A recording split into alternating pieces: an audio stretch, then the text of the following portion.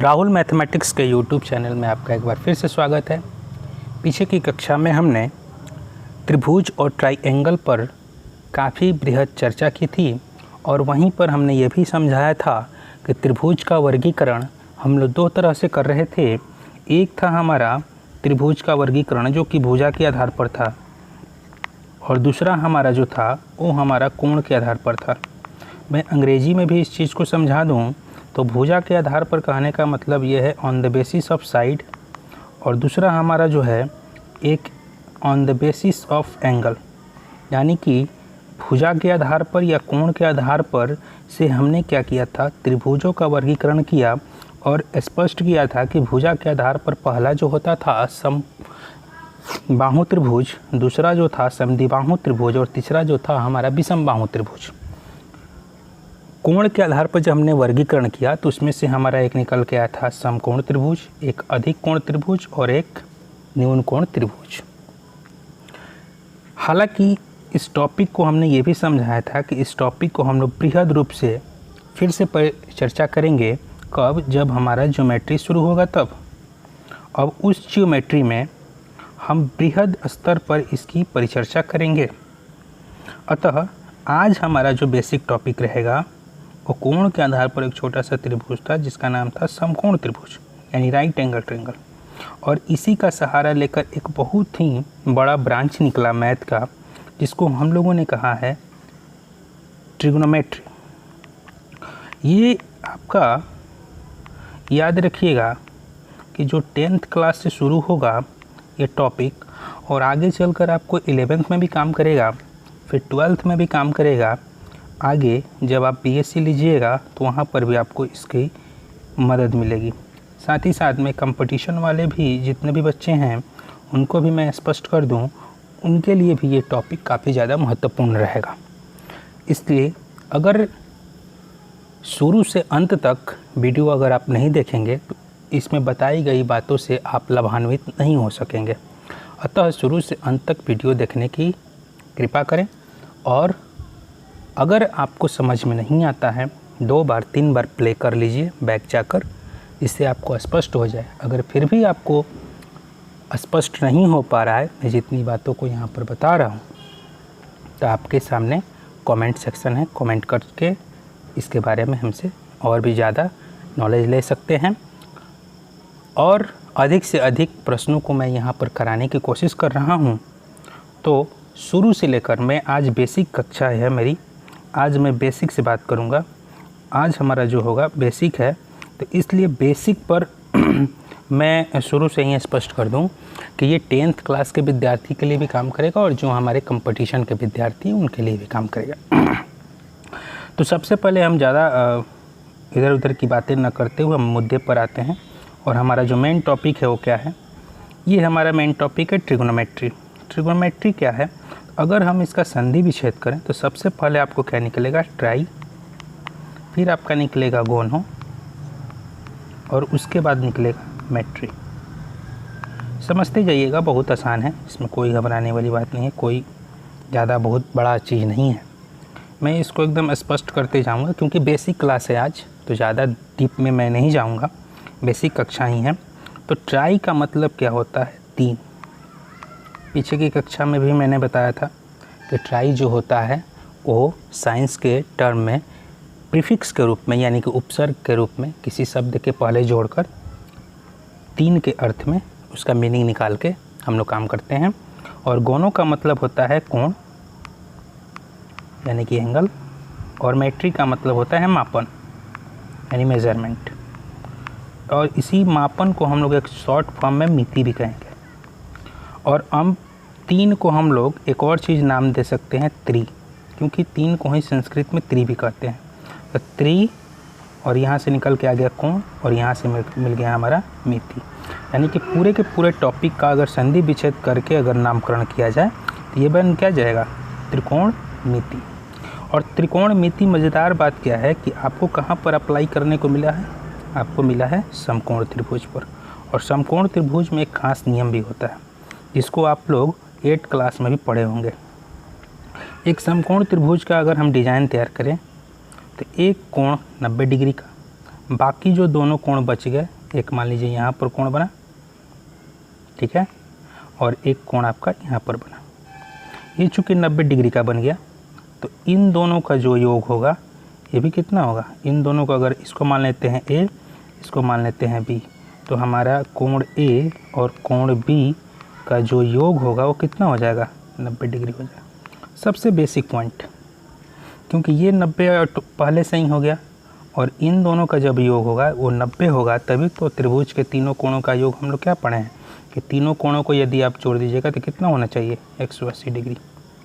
तो ये जब 90 डिग्री हो गया है तो इन दोनों का जो समग्र रूप से योग होगा ये भी कितना डिग्री होगा, तो 90 डिग्री होगा। यहाँ तक क्लियर। आगे देखिए, एक समकोण त्रिभुज का जब हम डिज़ाइन तैयार करते हैं तो उसमें क्या होता है कि जो 90 डिग्री के सामने की जो भुजा होती है उसको हम लोग एक स्पेशल नाम देते हैं कर्ण। इसी को हम लोग हाइपोटेनस भी कहते हैं, स्मॉलेस्ट एच से हमने डिनोट किया। एक जो बनता है इसमें से आधार, हालांकि ये भी भुजा ही हैं लेकिन नाम बस अलग है, ठीक है, पहचानने के लिए, और कोई दिक्कत नहीं है इसमें। और एक का हम लोग नाम लिखेंगे लंब, इसको हम लोग परपेंडिकुलर भी बोलेंगे। कोई दिक्कत यहाँ तक। चलिए आगे, एक और समकोण त्रिभुज का हम डिज़ाइन यहाँ पर तैयार कर रहे हैं ताकि और स्पष्ट करें हम आप लोगों को कुछ चीज़ें। जो हमारा 90 डिग्री के सामने की जो भुजा थी उसको तो हमने कर्ण कहा, इसमें निसंदेह कोई दिक्कत नहीं है, लेकिन कौन आधार और कौन लंब ये मैटर फंस जाएगा। तो आधार और लंब याद रखने के लिए एक चीज़ यहाँ पर छोटा सा ट्रिक याद रखिएगा। जहाँ पर का कोण का मान देगा, जहाँ पर का कोण का मान देगा यानी एंगल का मान देगा, तो एंगल का मान देगा तो समझ जाइएगा कि वो कोण किसके किसके बीच बनता है। तो कोण बनता है आपका कर्ण और आधार के बीच। ये एक छोटा सा ट्रिक याद रखिएगा, कर्ण और आधार के बीच। यानी कि अगर हम यहाँ पर कोण बनाएं तो ये कर्ण तो अपनी जगह पर है और कर्ण और आधार के बीच यानी ये जो कोण बना तो ये इसको क्या हम कहेंगे, आधार, ठीक है। जब एक आधार बना तो दूसरा क्या बन जाएगा, ऑटोमेटिक ये बन जाएगा लंब। लेकिन अगर हम यहाँ पर कोण बनाएंगे, इसको अगर कोण मानेंगे तो ये हमारा कर्ण तो अपनी जगह पर फिक्स है। अब हमारा नियम क्या कह रहा है कि कर्ण और आधार के बीच में ही कोण बनना चाहिए, कोण बनना चाहिए यानी एंगल बनना चाहिए। तो कर्ण जब ये है हमारा तो ये इसको अब क्या मानेंगे, हम इसको हम मानेंगे आधार। तो जब हम इसको आधार मानेंगे तो ये हमारा ऑटोमेटिक क्या बन जाएगा, लंब। छोटी सी बात को मैं फिर से स्पष्ट कर रहा हूँ, समझिएगा। अगर हम यहाँ पर एक छोटा सा समकोण त्रिभुज बनाएं, ये 90 डिग्री है, इसके सामने की भुजा को हमने क्या कहा था, कर्ण। अगर हम यहाँ पर कोण बनाएं, ठीक है, तो ये क्या बन जाएगा, आधार। क्योंकि आधार और कर्ण के बीच में ही कोण का निर्माण होगा और कोण का निर्माण होगा और कोण को सूचित करने के लिए याद रखिएगा, इसको थीटा पढ़ते हैं, थीटा। कर्ण और आधार के बीच में ही हमारा थीटा यानी कोण का फॉर्मेशन होगा। अब जो बच जाएगा उसको हम लोग क्या बोल देंगे, लंब। सिंपल सी बात है, ठीक है।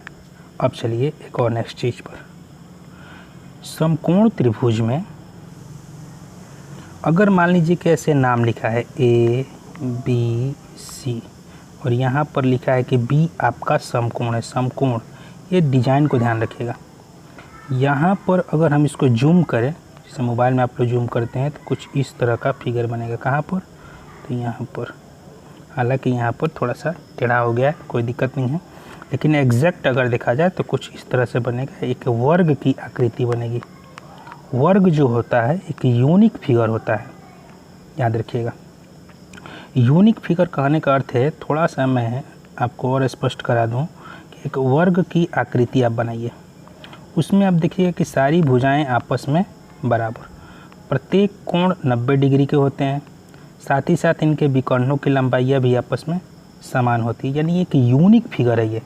आगे जब हम ज्यामिति का अध्ययन करेंगे तो इसके बारे में भी थोड़ा सा डीप में हमें यहाँ पर पढ़ने को मिलेगा ये, या फिर आप लोग 9th क्लास में भी पढ़े होंगे। जो हमारे कंपटीशन के विद्यार्थी हैं उन्हें मैं ज्यामिति में इसको स्पष्ट करूँगा, कोई दिक्कत नहीं है। अब आइए नेक्स्ट, यहाँ पर एक समकोण त्रिभुज मैं फिर से बना रहा हूँ क्योंकि आगे की ओर फिर मैं बढ़ रहा हूँ। देखिए ये एक समकोण त्रिभुज है। समकोण त्रिभुज में अगर मैं यहाँ पर नाम लिखकर भी स्पष्ट कर दूँ तो देखिए, अगर मैं इसको A लिखूँ, इसको B लिखूँ और इसको C लिखूँ, ठीक है, और B के जगह पर मैं इस तरह का एक सिंबल बनाऊँगा। इस तरह का सिंबल का ही मतलब हो जाता है 90 डिग्री, ठीक है। तो इसको रिप्रेजेंट कैसे करेंगे, इसको दिखाएंगे कैसे, तो angle B equal to 90 degree इस तरह से हम लोग लिख देंगे, कोई दिक्कत। अब आइए नेक्स्ट, देखिए अगर हम एक समकोण त्रिभुज बनाएं और इस समकोण त्रिभुज में मैं ऐसे नाम लिख दूँ A, P और C, ठीक है।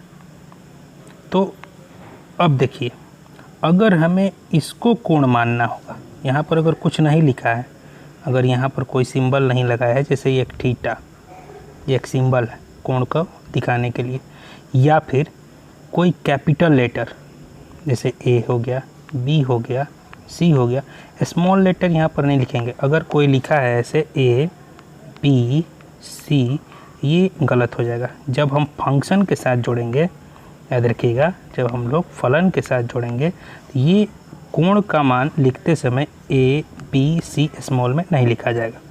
जब भी लिखेंगे हम लोग तो कैपिटल में लिख सकते हैं अगर नाम लिखना होगा तो, या फिर ऐसे थीटा लिखेंगे, या फिर इस तरह से थीटा के ऊपर इस तरह का एक बार लगा देंगे तो इसको थीटा डैश पढ़ेंगे, या फिर इस तरह का सिंबल जिसको हम लोग पाई कहते हैं इस तरह से लिख सकते हैं।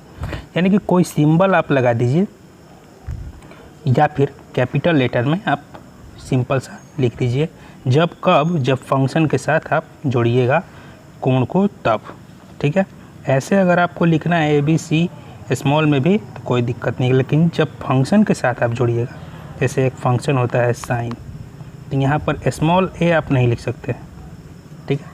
यहाँ पर जब भी लिखना होगा तो कैपिटल में आप a ही लिखना है तो कैपिटल में लिखिए, ऐसे साइन a, ठीक है ना। अगर आपको थीटा लिखना है तो ऐसे लिख सकते हैं साइन थीटा, कोई दिक्कत। आगे मैं चल के फिर इसको समझा रहा हूँ। चलिए नेक्स्ट, आपके सामने एक और मैं डिज़ाइन तैयार कर रहा हूँ समकोण त्रिभुज का। देखिए इसको तो हमने कहा था कर्ण, इसको हमने मान लेते हैं इसको आधार। अभी कोण की जिक्र हम नहीं कर रहे हैं, ठीक है। यहाँ पर कोण बनाए, यहाँ पर बनाए कि यहाँ पर बनाए, अभी हमें नहीं पता है कुछ भी, ठीक है। इसको हम मान लेते हैं लंब, सिंपल सी बात है।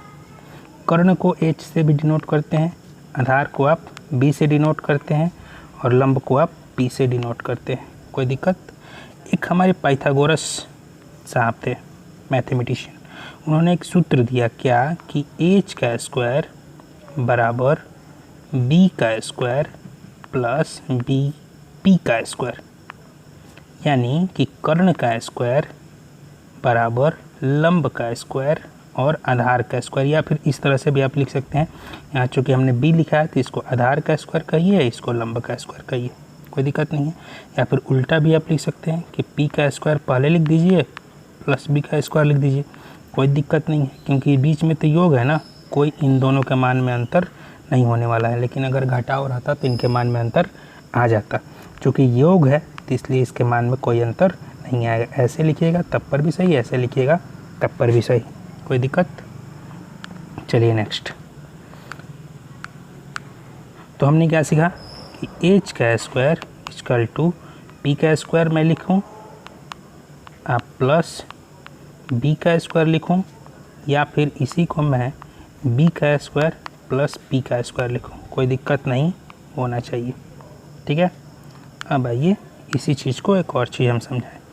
अगर हम H का स्क्वायर इक्वल टू P का स्क्वायर प्लस B का स्क्वायर लिख रहे हैं, यहाँ पर चूँकि स्क्वायर हटेगा, इसको हम अगर हटाना चाहें तो हटाते हैं तो क्या होता है कि दूसरी पक्ष में हमारा अंडर रूट आ जाता है, ये P square plus B square बन जाएगा, कोई दिक्कत नहीं है।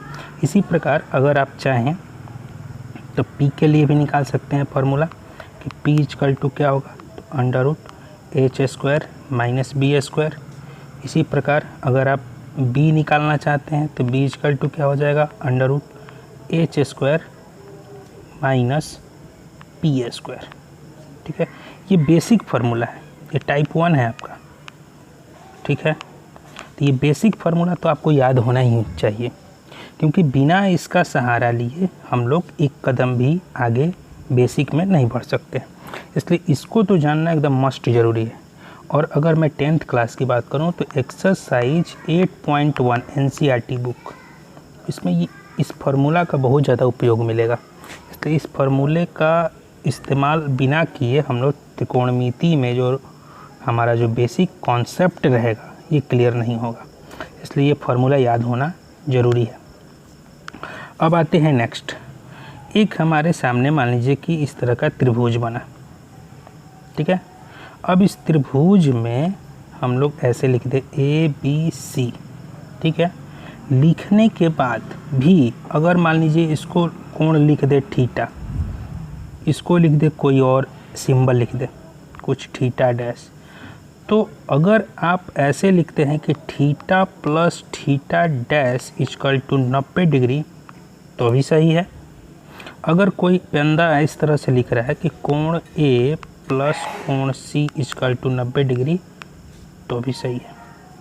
लेकिन जनरली आपको ऐसा देखने को जल्दी नहीं मिलता है।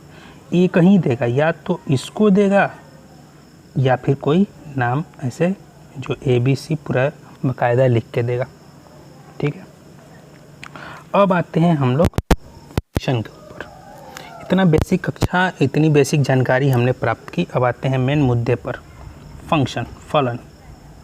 ये फलन क्या है, फंक्शन क्या है? जैसे आप लोग जोड़ घटाव गुना भागा इस तरह से मैथमेटिक्स के ये मूल संक्रियाएं होती हैं, गणित की ये मूल संक्रियाएं हैं, यानी कि प्लस माइनस इंटू और डिवाइड यानी भाग, ये मूल संक्रियाएं हैं। कभी भी गणित अगर शुरू से लास्ट तक का अध्ययन कर लीजिए, उसमें ये जोड़ घटाव गुना भागा पक्का है कि इन चारों में से कोई ना कोई एक रहेगा। बिना इसके भले हम लोग एकदम स्पष्ट रूप से लिखे प्लस माइनस गुना भागा या फिर अस्पष्ट रूप से लिखे, लेकिन आपको बिना इसका सहारा लिए गणित में एक कदम भी आप नहीं बढ़ सकते हैं, कुछ ना कुछ आपको लगेगा। इसलिए मेन संक्रियाएं होती हैं। इसी प्रकार जो हमारा फंक्शन होता है उसमें भी कुछ नाम है फंक्शन का। एक का नाम है साइन, मैं स्पष्ट तौर पर लिख दे रहा हूँ साइन। ठीक है, एक का नाम है कॉस और एक का नाम है टैन। ट्रिग्नोमेट्री के ये 3 पुत्र हैं, 3 बेटे हैं। एक का नाम है साइन, एक का नाम है टैन और एक का नाम है कॉस और एक टैन। कोई दिक्कत? साइन एक ऐसा लड़का होगा जो कि अपने बिजनेस को धीरे धीरे बढ़ाएगा। कॉस एक ऐसा लड़का होगा जो अपने बिजनेस को धीरे धीरे घटाएगा। और टैन एक ऐसा लड़का होगा जो अपने बिजनेस को इतना ज़्यादा बढ़ाएगा कि उसकी कोई सीमा नहीं रहेगी। ये हमारे होते हैं मेन फंक्शन। नाम याद रखिएगा, साइन, कॉस, टैन, ये हमारे मेन है। ठीक है, इन्हीं से हम लोग क्या करते हैं बारी बारी से।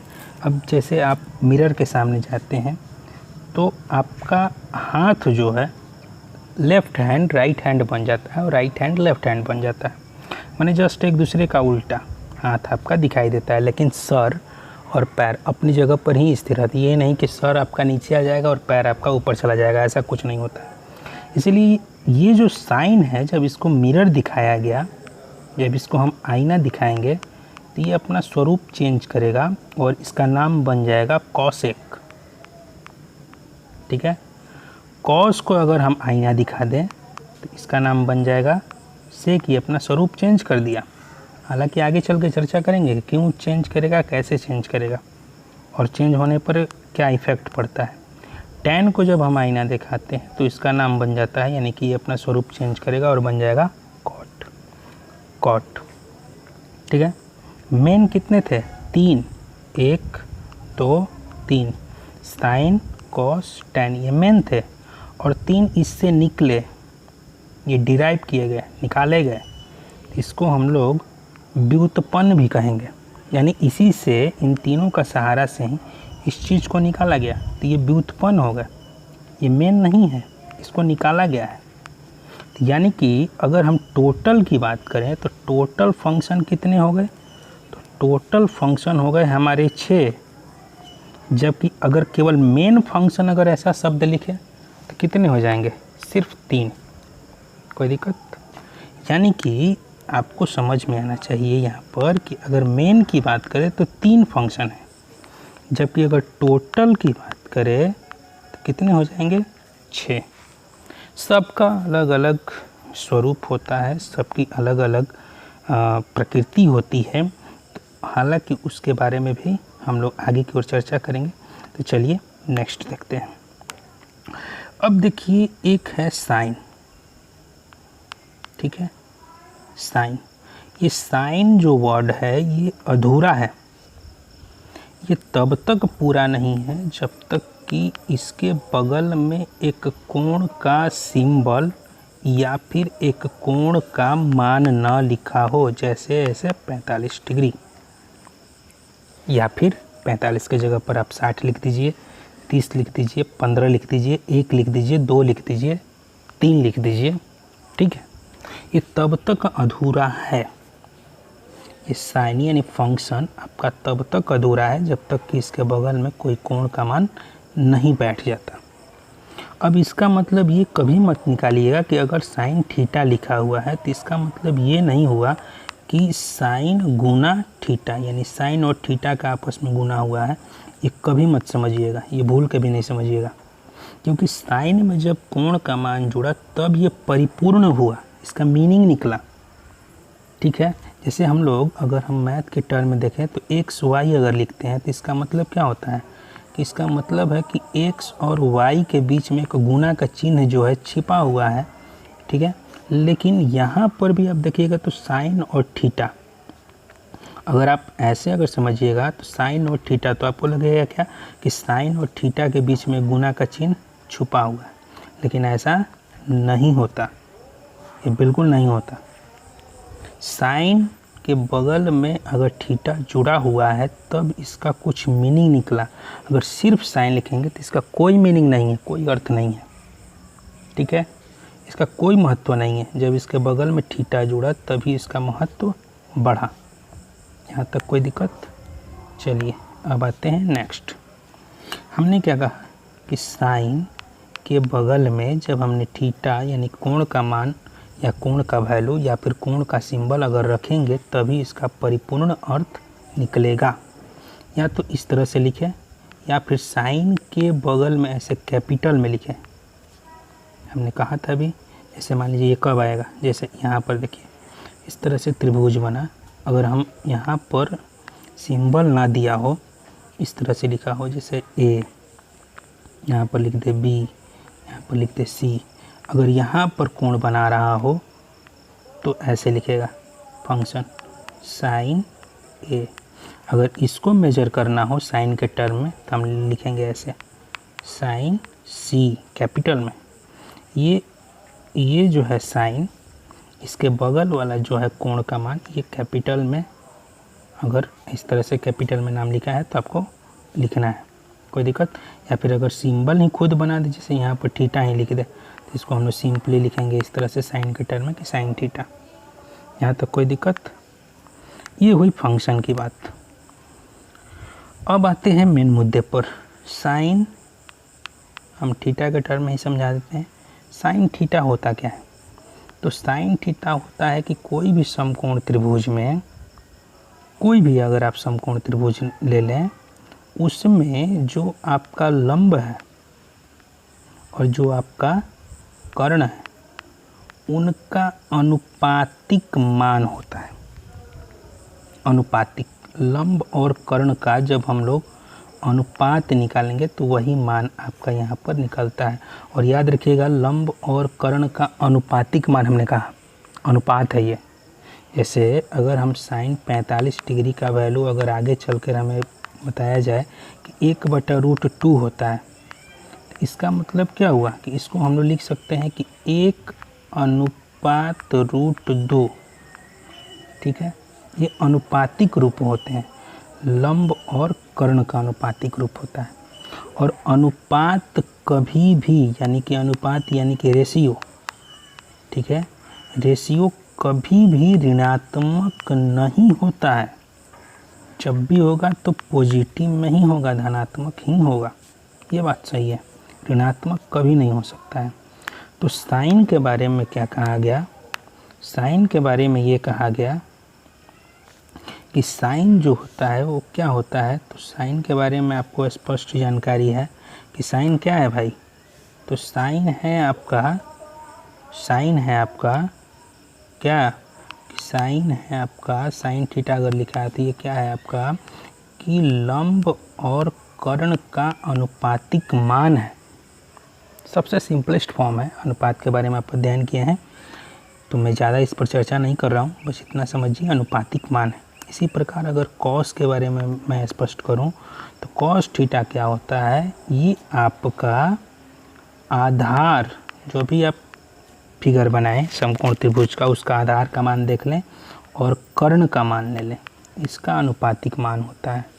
इसी प्रकार अगर tan की मैं बात करूं तो tan क्या होता है कि लंब और आधार का अनुपातिक मान होता है। ये फिर से याद रखिए, साइन क्या है तो लंब और कर्ण का अनुपातिक मान है, कॉस क्या है तो आधार और कर्ण का अनुपातिक मान है, जबकि tan क्या है लंब और आधार का अनुपातिक मान है। शॉर्ट फॉर्म में मैं फिर से स्पष्ट कराऊं, इसको बोलते हैं लंब को परपेंडिकुलर, P से हमने डिनोट किया, कर्ण को हमने क्या कहा H, इसको आधार को हमने बेस भी कहा था इसलिए B लिखा हमने, कर्ण को हमने फिर H माना, फिर लंब को हमने P माना, फिर हमने इसको क्या माना B, आधार को। कोई दिक्कत नहीं यहाँ से। अब देखिए मैं शॉर्ट फॉर्म में इसको लिख रहा हूँ कैसे, इसी तरह से आपको याद हो जाएगा। सबसे पहले यहाँ पर P लिखिए, परपेंडिकुलर याद रहेगा, फिर आप लिखिए B, ठीक है, फिर आप लिखिए P, ठीक है, और ऐसे बट्टा का चिन्ह लगा दीजिए। इसके बाद लिखिए H, फिर लिखिए H, फिर लिखिए B। शॉर्ट फॉर्म में याद रखने का तरीका है ये, ठीक है। ट्रिक कैसे बनेगा, P से क्या होता है पाकिस्तान, अभी पाकिस्तान में भूखमरी चल रही है, ठीक है, तो पाकिस्तान भूखा प्यासा, पाकिस्तान भूखा प्यासा, ऊपर में याद रखिएगा पाकिस्तान भूखा प्यासा। नीचे हमारा क्या है हिंदुस्तान, हम लोग हिंदुस्तान में जाते हैं, हिंदुस्तान हरा भरा। ऊपर क्या था पाकिस्तान भूखा प्यासा, हिंदुस्तान हरा भरा, आ गया शॉर्ट फॉर्म। अब ऐसे देखिए, ये पहला वाला निकल के किसका आता है नाम, साइन का, साइन थीटा लिख लेते हैं। ये दूसरा वाला किसका बन के तैयार होगा, कॉस थीटा, और तीसरा वाला किसके लिए बन के तैयार होगा तो tan थीटा, ठीक है। पाकिस्तान भूखा प्यासा, हिंदुस्तान हरा भरा, पाकिस्तान भूखा प्यासा, हिंदुस्तान हरा भरा, ठीक है। और इस तरह से हम लोग देखेंगे तो ये P/H निकल के आ गया साइन थीटा, B/H निकल के आ गया कॉस थीटा, P/B निकल के आ गया तो tan थीटा। कोई दिक्कत है यहाँ तक नहीं ना है। चलिए नेक्स्ट देखिए, अब आते हैं हम लोग नेक्स्ट पर, ठीक है। इसी तरह से अब की बार पाकिस्तान को नीचे लाइए, इन पाकिस्तान वाले को हिंदुस्तान वाले को ऊपर लेके चलिए। यहाँ पर लिखिए हिंदुस्तान वाले टर्म को हम ऊपर लिखते हैं, H था फिर H था, ठीक है, याद करिए हिंदुस्तान हरा भरा P था, और इस नीचे क्या लिखेंगे हम लोग पाकिस्तान भूखा प्यासा। कोई दिक्कत, हिंदुस्तान हरा भरा, ठीक है ना। अब देखिए हिंदुस्तान हरा भरा में से H बट्टा P निकालेंगे तो चूंकि पहला वाला हमारा क्या था, साइन था, और साइन का उल्टा कौन होता है, कॉसेक। याद करिए, शुरू में ही सिखाए हैं, कॉसेक थीटा। H बट्टा B यानी क्या निकलेगा, सेक थीटा। शुरू में ही हमने सिखाया था कि कॉस का उल्टा होता है सेक। इसी तरह से B बाई P ये क्या निकलेगा, कॉट थीटा। अब बताइए ये क्या है, H बट्टा P यानी कि हाइपोटेनस बटा में परपेंडिकुलर।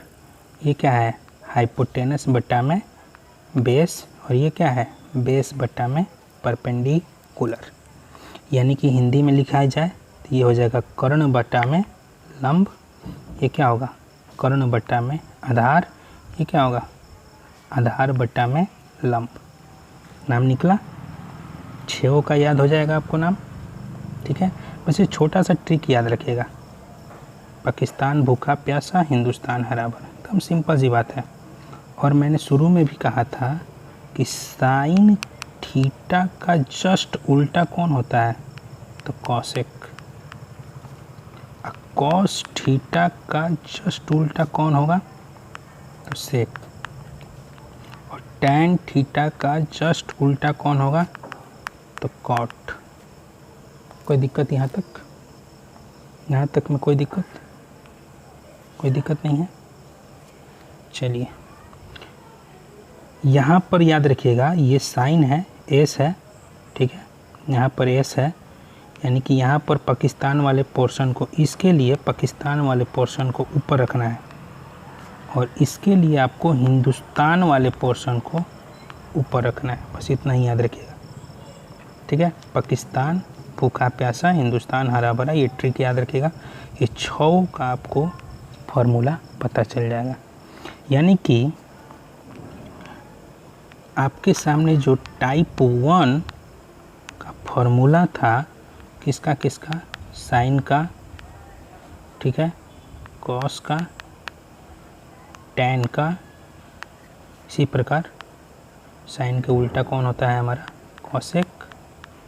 इसी प्रकार हमारा कौन होता है, कॉस का उल्टा सेक। इसी प्रकार टैन का उल्टा हमारा कौन था, कॉट।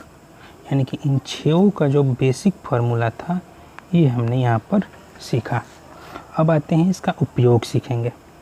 सबसे पहले देखिए, एक छोटा सा मैं यहाँ पर त्रिभुज बना रहा हूँ, ठीक है। इसको मैं लिख देता हूँ ऐसे, 90 डिग्री का एंगल बना देता हूँ। यहाँ पर लिख देता हूँ थीटा। यहाँ पर मैंने मान लिख दिया 5, यहाँ पर लिख दिया 3, यहाँ पर लिख दिया 4। अब मैं कहूँ कि साइन थीटा का मान बताइए, इस फिगर को देख के साइन थीटा का मान बताइए। तो साइन थीटा के फॉर्मूला में क्या था, साइन थीटा के फॉर्मूला में P बटा में H। P, आप सबसे पहले तो ये देखिए कि P कौन है और H कौन है। ये 90 डिग्री के ठीक सामने की जो भुजा है ये तो हाइपोटेनस होगी, इसमें तो कोई दो राय नहीं है। और थीटा चूँकि यहाँ पर बना है कोण, तो हाइपोटेनस और बेस के बीच में ही तो एंगल बनता है। और जो नेक्स्ट बच गया तो वह हमारा क्या हो जाएगा, परपेंडिकुलर हो जाएगा। इसमें तो सबसे स्पष्ट है। तो ये परपेंडिकुलर का वैल्यू कितना है, 3, और हाइपोटेनस का वैल्यू कितना है, 5। यानी कि साइन थीटा का वैल्यू यहाँ पर क्या लिखेंगे, 3 बटा में 5। अगर मैं इसी फिगर को, सेम फिगर को अगर ये पूछूं कि कॉस थीटा का मान बता दीजिए भाई, देखिए बेस किसको माने हैं, इसको, तो ये हो जाएगा बेस। ये हमारा हाइपोटेनस अपनी जगह पर फिक्स है, यानी कि B बटा में H। और B का वैल्यू आप देख ही रहे हैं कितना है, 4 है, और H का वैल्यू कितना है, तो 5 है। यानी कॉस थीटा का वैल्यू कितना हो गया, 4 बटा 5। कोई दिक्कत नहीं।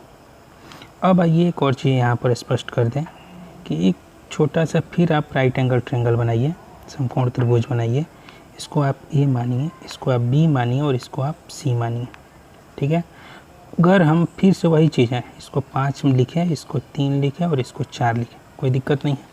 अब की बार हम लिखेंगे इस तरह से, अगर हम लिखें साइन A का वैल्यू बताइए, तो साइन A, तो साइन A कहाँ पर है, इसको ना है, ये है A, यानी कि कोण का मान कहाँ पर बनाना है, यहाँ पर। तो देखिए 90 डिग्री के सामने की भुजा तो आपकी कर्ण होगी, यहाँ से तो कोई दिक्कत नहीं है, लेकिन कर्ण और आधार के बीच में ही तो कोण बनता है, इसलिए इसको आपको क्या मानना होगा, आपकी बार इसको मानना होगा आधार, यानी कि ये बन जाएगा हमारा बेस, ये कर्ण जो है हाइपोटेनस H, और ये तब बच जाएगा क्या, लंब, लंब अर्थात कि परपेंडिकुलर P, और फॉर्मूला क्या होता है साइन का, P बटा में H।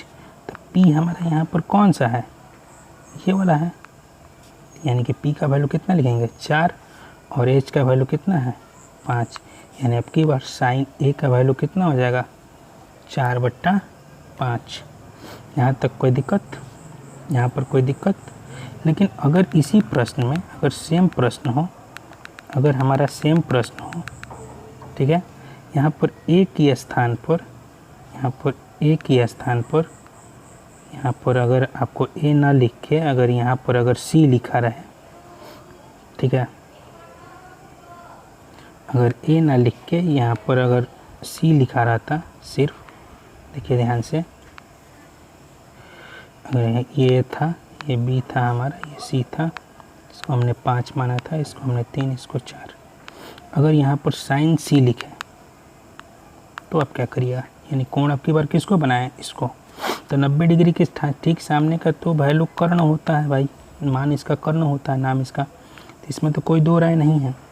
अब बचा क्या, तो ये आधार के बीच में ही तो कोण बनेगा, तो ये आपकी बार बन जाएगा आधार, यानी ये बन जाएगा बेस। तो नेक्स्ट क्या बचा, परपेंडिकुलर P, और फार्मूला क्या होता है साइन C लिखे हैं, यानी फार्मूला याद रखना है P बटा में H।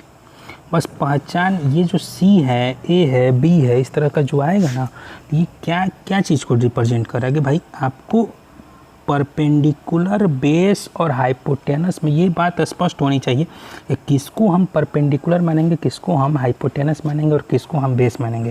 और तब हम सीधे फार्मूला पर चलेंगे, फार्मूला नहीं बदलेगा, फार्मूला तो सेम रहेगा कि साइन का फार्मूला क्या होता है, कॉस का फार्मूला क्या होता है, टेन का फार्मूला क्या होता है, फार्मूला आपका नहीं बदलने जाना है। तो चूँकि यहाँ पर परपेंडिकुलर आप किसको माने हैं, तो इसको माने हैं, ठीक है। तो परपेंडिकुलर हो गया 3 और हाइपोटेनस कितना हो गया 5, तो इसलिए वैल्यू यहाँ पर 3/5 लिखेंगे, ना कि 4/5 लिखेंगे। ये बात को स्पष्ट होना चाहिए कि आपको किसको आधार मानना है और किसको लंब मानना है, इस बात की जानकारी होनी चाहिए, तभी जाके आपको बेसिक चीज़ क्लियर होगा। कोई दिक्कत यहाँ तक? तो आज के लिए यहीं तक। एक्सरसाइज 8.1 बेसिक कक्षा से आप ट्राई करिएगा, आपका बनना शुरू हो जाएगा।